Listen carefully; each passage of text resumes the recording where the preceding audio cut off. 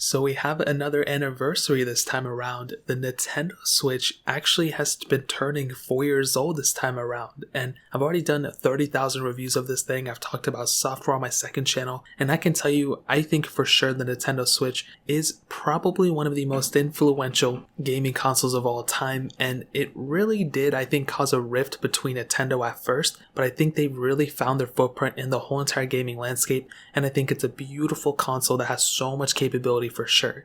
Now, this isn't a full review. I've already pretty much done one or two because I talked about the Switch Lite as well. But this Nintendo Switch, I think one of the biggest assets for it was the portability and the docking system. Before that, we kind of had like a hybrid Nintendo Wii U, but it was such a strange console. I don't even think it was that bad, but Nintendo didn't really do too good with the marketing, and they also, kind of flip-flopped a little bit because, I didn't even know there was an at-home console. I thought it was just like the portable thing you took with you. But this Switch, the fact that you could dock it up or take it with you, really showcased some, versatility that this console had. And in my opinion, just like, PlayStations and Xboxes and all that stuff, a lot of these gaming manufacturers, they make, money, obviously a lot of money from their gaming consoles, but they make a majority of their money, in my opinion, from the games that they sell. Some of these games are like $50, $60, $70. So they make a ton of money off these type of games. So having the ability of taking a console with you and docking it up gives you so many more options. And to be honest, from what I've seen, even from my own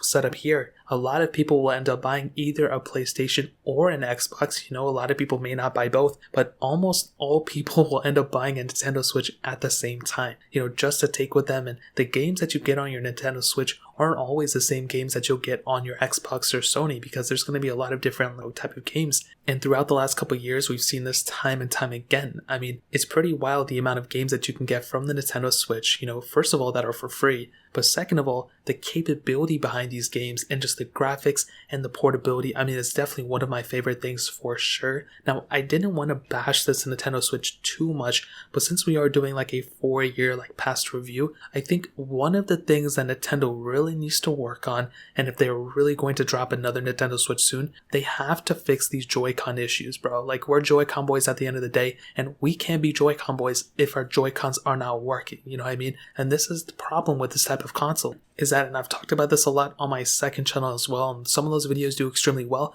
which makes me believe that a lot of people are still experiencing Joy-Con drift and their Joy-Cons not working and all this stuff. So I don't know what Nintendo can do. They have to totally fix it up, because Sony's having the same thing with their PlayStation 5 controllers. So Nintendo's going to have to do something, but I think within the last 4 years, this is the number one problem of the Nintendo Switch. It has to be the Joy-Con drift. They eventually, I think, released another Nintendo Switch, it was a kind of like a refresh. It wasn't quite like a Switch 2, but same problem happened there. So they're going to have to fix the Joy-Con drift. It's a big issue. They're going to have to address it, which they've already kind of done. If you, contact Nintendo, they'll ship you a new one for free if you return it or whatever. I don't know what it is, but that is probably the biggest problem that I've seen with the Nintendo Switch so far. And to be honest, if that's the biggest problem, I think it's still, not that crazy of a deal, but Nintendo really needs to fix it, to be honest. But I think all other aspects of this console are killer, So far, my battery life has been pretty decent. The screen, I think, is okay, and I don't really have a lot to hate on this type of console. But as I've mentioned before, this console is due for an upgrade sometime soon. It's probably not going to be this year.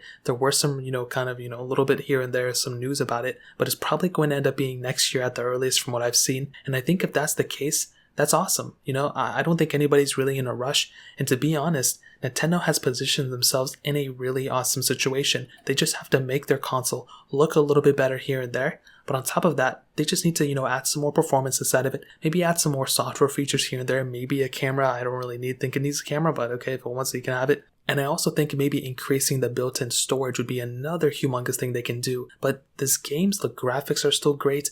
The performance is still awesome. There's really not a lot to hate on it. But I am curious to see what Nintendo is going to do with their next version of the Nintendo Switch. We already have the Xboxes. We have the new PlayStations. People are waiting for this next Nintendo Switch. But it really doesn't matter. Nintendo can still keep pushing out the Nintendo Switch and all the games and titles for it, because they killed it in the release. They marketed it like crazy, which, helped it out a lot. They built out a whole, bunch of games in the beginning with, so, a lot of people could just, immediately go into their specific gaming catalog and have a bunch of games available for it. And they did a really good job with there too in the beginning with. But I am curious to see what they're going to do with the next version of Switch, but I guess we'll see what happens in the future. So that really pretty much covers up a quick little history lesson of the Nintendo Switch, I guess, and now how it holds up in 2021. Not quite. If you guys have any other questions or anything like that, let me know in the comment section below. Hit the like button, that would mean so much, but definitely hit that subscribe button. Every single subscriber that we get really does count, so it means so much if you guys can hit that. Also, check out the other links down in the description as well. My Twitter, my Instagram, my other channels.